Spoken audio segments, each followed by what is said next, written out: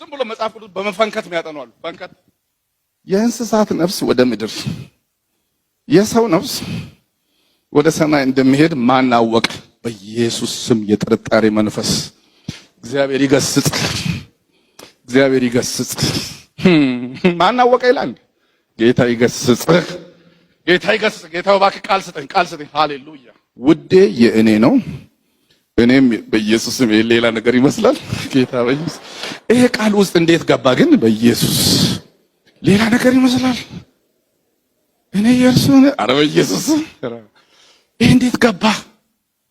በቃ ጌታ ይመጣል። እኔ ምን አስጨነቀኝ? ሃሌሉያ።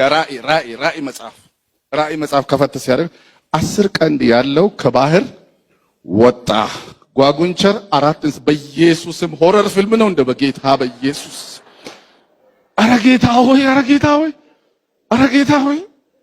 እንዴ ራእይ ማታ እንዳታነቡ በኢየሱስ ስም። እንዴት ያስጨንቃል! ወይ ከዛ ምን ይላሉ?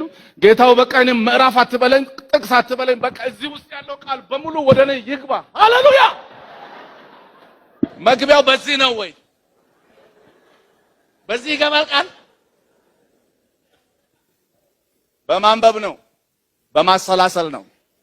እግዚአብሔር ቃሉን የሚያነብ ትውልድ እዚህ ቤት ያስነሳ።